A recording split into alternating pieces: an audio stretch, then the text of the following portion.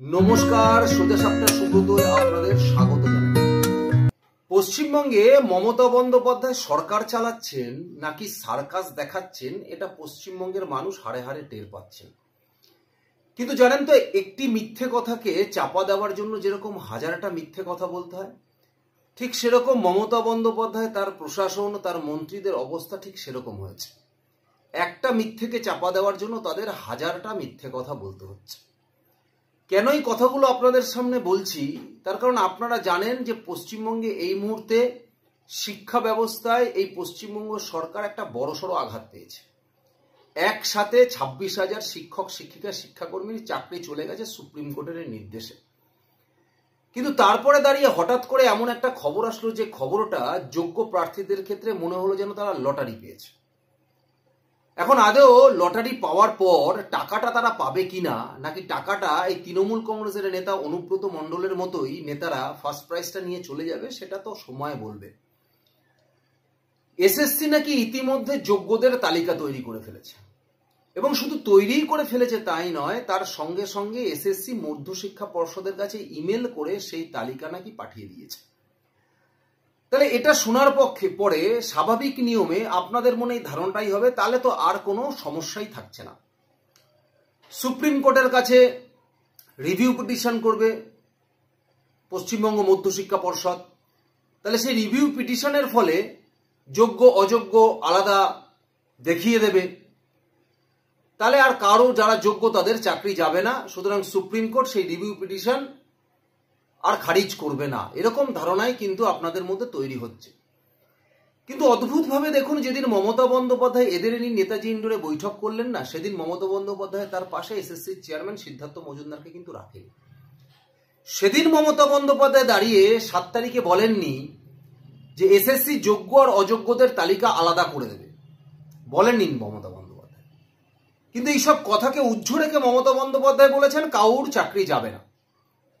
কিন্তু তারপরে আমরা দেখলাম যে ওই 7 তারিখেই পশ্চিমবঙ্গ মধ্যশিক্ষা পর্ষদ সুপ্রিম কোর্টে হলফনামা জমা দিয়েছে, যে হলফনামায় পশ্চিমবঙ্গ মধ্যশিক্ষা পর্ষদ সুপ্রিম কোর্টের কাছে অনুনয় বিনয় করছে যে স্বাস্থ্য ব্যবস্থার যা হাল, যেখানে দাঁড়িয়ে 17,000 যোগ্য শিক্ষক যদি বাদ হয়ে যায়, তাহলে এই মুহূর্তে ধরে ছাত্র আর শিক্ষকের যা অনুপাত দাঁড়াচ্ছে, সেখানে দাঁড়িয়ে স্কুল আর চালানো যাবে না।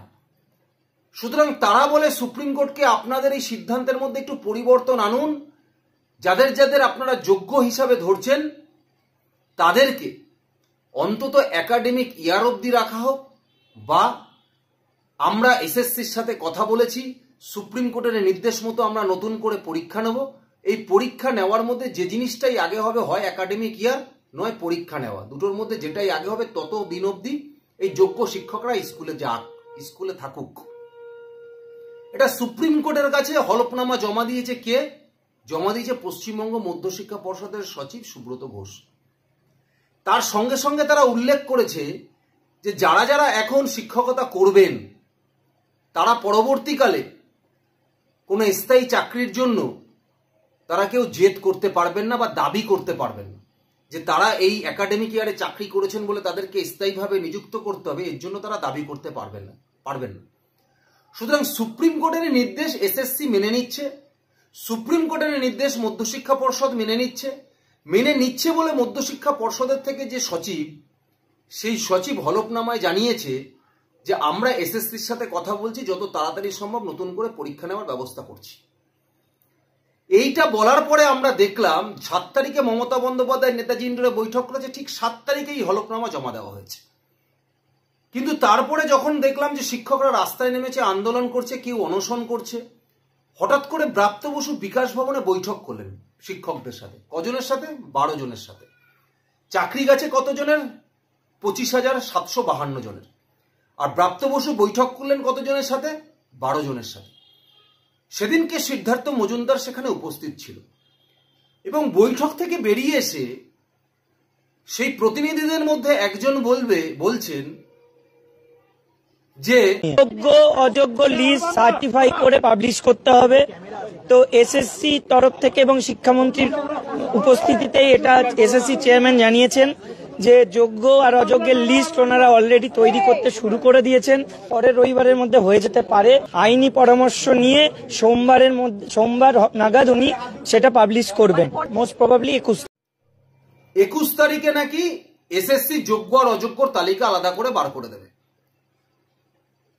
তা হঠাৎ করে 21 তারিখও লাগলো না, তার মধ্যেই এসএসসি নাকি যোগ্যদের তালিকা দিয়ে দিয়েছে।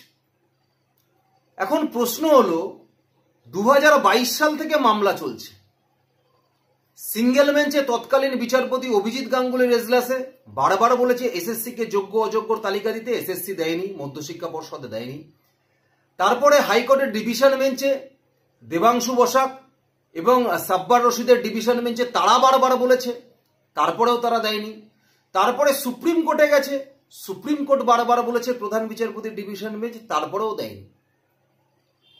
22 সাল থেকে এই 25 সাল 3 বছর ধরে এই মামলা চলছে। 3 বছরে এসএসসি যোগ্য আর অযোগ্যর তালিকা তৈরি করে দিতে পারেনি। কিন্তু এখন নাকি যোগ্যদের তালিকা তৈরি করে এসএসসি এই 2-1 দিনের মধ্যেই নাকি মধ্যশিক্ষা পর্ষদের কাছে দিয়ে দিয়েছে। এটা আজগুবি ছাড়া আর কি হতে পারে বলে আপনাদের মনে হয়? তবে আপনাদের আর একটা জিনিস জানিয়ে রাখি, সুপ্রিম কোর্টের যে নির্দেশনামা, সুপ্রিম কোর্ট যে নির্দেশ দিয়েছে সেই নির্দেশনামার 37 নম্বর পয়েন্টে পুরো পয়েন্ট করে লিখে দিয়েছে। দেখুন, আপনাদের সামনে সেটা রাখছি, যেখানে স্পষ্টভাবে উল্লেখ করেছে যে এসএসসি সুপারিশপত্র দেয়, আর নিয়োগপত্র কে দেবে? নিয়োগপত্র দেবে পশ্চিমবঙ্গ মধ্যশিক্ষা পর্ষদ। এই সুপারিশপত্র আর নিয়োগপত্রের মধ্যে তফাৎ কি ছিল আপনারা খালি একবার দেখুন। দেখুন সুপ্রিম কোর্ট যেভাবে তারা নির্দেশনামায় উল্লেখ করেছেন, 9ম এবং 10ম এসএসসি সুপারিশপত্র দিয়েছে 11,425 জনকে, আর মধ্যশিক্ষা পর্ষদ অ্যাপয়েন্টমেন্ট লেটার দিয়েছে 12,946 জনকে, অর্থাৎ 1071 জনকে বেশি। অর্থাৎ 1071 জনের কেসে এসএসসি জানেই না যে তাদের চাকরি হয়েছে। আবার 11-12 এর ক্ষেত্রে দেখুন 5,557 জন, এদের সুপারিশ কে করেছে? করেছে এসএসসি। অর্থাৎ এসএসসির কাছে ডেটা আছে 5,557 জন যারা পাস করেছে তাদেরকে সুপারিশ করেছে পশ্চিমবঙ্গ মধ্যশিক্ষা পর্ষদের কাছে।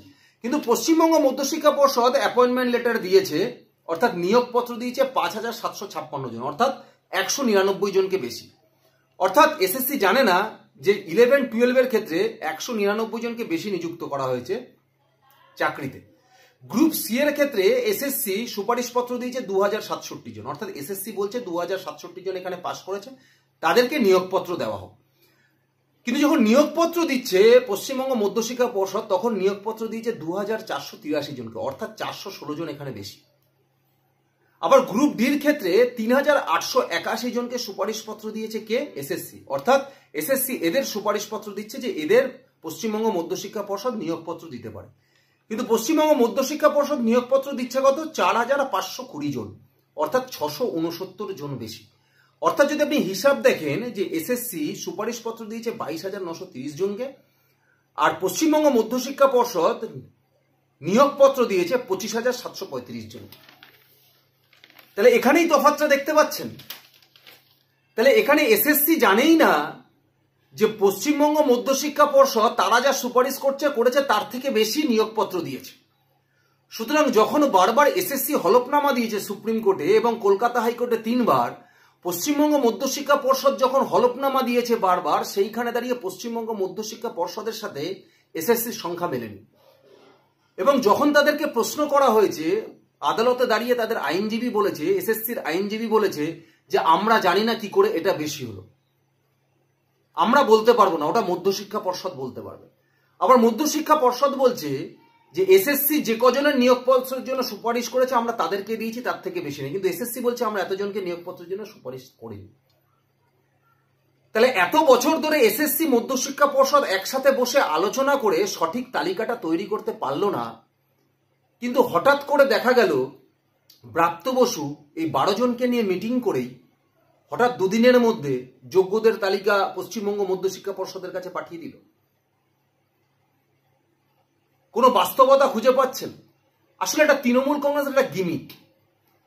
কারণ পশ্চিমবঙ্গ মধ্যশিক্ষা পর্ষদের কাছ থেকে যে হলফনামাটা দেওয়া হয়েছে তাতে যদি সুপ্রিম কোর্ট মেনে নিয়ে এই শিক্ষাবর্ষ অবধি যদি এই সংখ্যার যোগ্য যাদের সুপ্রিম কোর্টের হিসাবে তাদের যদি চাকরিরা থাকে, তাহলে 26 অব্দি ভোট বৈতরণী তিনি পার করে দিতে পারবেন। এবং এসএসসি বলছে 19,000 শিক্ষক আছে যারা যোগ্য। কিন্তু কিছুদিন আগেও যখন পশ্চিমবঙ্গ মধ্যশিক্ষা পর্ষদ তাদের হলফনামা জমা দেয়, সেখানে লিখেছে যে 17,000 সামথিং আছে যোগ্য। তাহলে কিভাবে এদেরকে বোকা বানাচ্ছে, কিভাবে যোগ্য শিক্ষকদের ঘুরপথে পরিচালনা করছে, এটা আপনাদের সামনে তথ্য পরিসংখ্যান দিয়ে দেখালাম। এদিকে ব্রাত্য বসুর সাথে 12 জনের প্রতিনিধি দল বৈঠক করলেন। হঠাৎ করে তারা সিদ্ধান্ত নিলেন আজকে দিল্লির উদ্দেশ্যে যাবে। সেখানে গিয়ে যন্তর মন্তরে তারা অনশনে বসবে, সেখানে বসবে, আন্দোলন করবে। কেন? তারা নাকি যেতে যেতে যে কটা রাজ্য পড়বে সেই রাজ্যে তারা দাঁড়িয়ে সেখানে নাকি রিফ্লেক্ট বিলি করবে। তা এখন প্রশ্ন হলো, রিফ্লেক্টটা কি বিলি করবে? দায়টা কার, দোষটা কার চাকরিগুলো যাওয়ার পিছনে? দোষটা তো এই সরকারের, এই মমতা বন্দ্যোপাধ্যায় তার নেতা মন্ত্রীদের টাকা খেয়ে, যেটা জলের মতো পরিষ্কার। তাহলে হঠাৎ করে এই 26,000 শিক্ষক শিক্ষার্থী আর শিক্ষাকর্মীদের মধ্যে মাত্র 60-65 জন দিল্লি যাচ্ছে। তাহলে এখানে সরকারের পরিকল্পনাটা কি? তার মানে মমতা বন্দ্যোপাধ্যায় নেতাজি ইন্ডোরে দাঁড়িয়ে বা তৃণমূল কংগ্রেসের নেতারা যে বিচার ব্যবস্থার উপরে প্রশ্ন তুলেছে, কিছুদিন আগে অভিষেক বন্দ্যোপাধ্যায় হঠাৎ করে ঝুলি থেকে বেড়ালে বেরোনোর মতো বেরিয়ে এসে বিজেপির দ্বারা বিচার ব্যবস্থা প্রভাবিত হয়েছে, এই কথাটাকে প্রতিষ্ঠা করবার জন্য এরা যাচ্ছে। যে মমতা বন্দ্যোপাধ্যায় বারবার বলছে বিজেপি করিয়েছে, সুপ্রিম কোর্টের বিচার ব্যবস্থাকে প্রভাবিত করেছে, এটাকে এস্টাবলিশ করানোর জন্য কি এদেরকে দায়িত্ব দেওয়া হয়েছে? যে এরা 60-65 জন মতো দিল্লি যেতে যেতে যে কটা রাজ্য পড়বে সেই কটা রাজ্যে দাঁড়িয়ে সেখানে রিফ্লেক্ট বিলি করবে। নিশ্চয়ই মমতা বন্দ্যোপাধ্যায় নিন্দামন্দ করে রিফ্লেক্ট বিলি করবে না, নিশ্চয়ই তারা এটাতেই রিফ্লেক্ট বিলি করবে যে দেখুন কিভাবে কেন্দ্রীয় সরকার আইনকে অপব্যবহার করে সুপ্রিম কোর্টের ওপর প্রেসার ক্রিয়েট করে বিচার ব্যবস্থাকে প্রভাবিত করে আমাদের বিরুদ্ধে রায় দিয়েছে। এটাই বলতে যাবে। যন্তর মন্তরে বসে তিনি কি বলবেন? নিশ্চয়ই এটা বলবেন না মমতা বন্দ্যোপাধ্যায় চুরি করেছে, তৃণমূল কংগ্রেস চুরি করেছে বলে আমাদের চাকরি গেছে। যন্তর মন্তরে বসেও নিশ্চয়ই এটাই বলবে যে কেন্দ্রীয় সরকারের বদনাম করবে, যে কেন্দ্রীয় সরকার সুপ্রিম কোর্টকে প্রভাবিত করেছে। যেদিনকে অভিষেক বন্দ্যোপাধ্যায় এই এক নার্সিংহোম উদ্বোধনে সেই কথাটি বলেছিল যে বিজেপি করিয়েছে, তারপরে হঠাৎ করে এই 12 জন প্রতিনিধি দলের মধ্যে থেকে, যেগুলো মূলত তৃণমূল কংগ্রেস ঘনিষ্ঠ, এই 60 জন মতো জোগাড় করে তারা দিল্লির উদ্দেশ্যে রওনা দিয়েছে। 26,000-এর মধ্যে মাত্র 60 জন। তার মানে ভেতর থেকে এরা তৃণমূল কংগ্রেসের কাছ থেকে কোনো না কোনো টোপ পেয়েছে যে তোমরা এই আন্দোলনটাকে বিপদে চালিত করো, আমরা তোমাদের পাশে আছি, তোমাদেরটা আমরা দেখে দেব। না হলে আর এরা যে আদৌ যোগ্য কিনা এটাও সব থেকে বড় প্রশ্ন চিহ্ন আছে। যদি সত্যি এরা যোগ্য হয়ে থাকতো, তাহলে সুপ্রিম কোর্টের ওই রায়ের কপি পড়ার পর পশ্চিমবঙ্গ মধ্যশিক্ষা পর্ষদের থেকে যে হলফনামা সুপ্রিম কোর্টে জমা দিয়েছে, সেই হলফনামা পড়ার পর এরা ব্রাত্য বসুর সাথে আর মিটিংয়ে বসত না, বা ব্রাত্য বসুর ওই কথায় এরা গলতো না। আপনাদের যেটাই মনে হয় অবশ্যই আমাকে কমেন্টস বক্সে জানাবেন। ধন্যবাদ।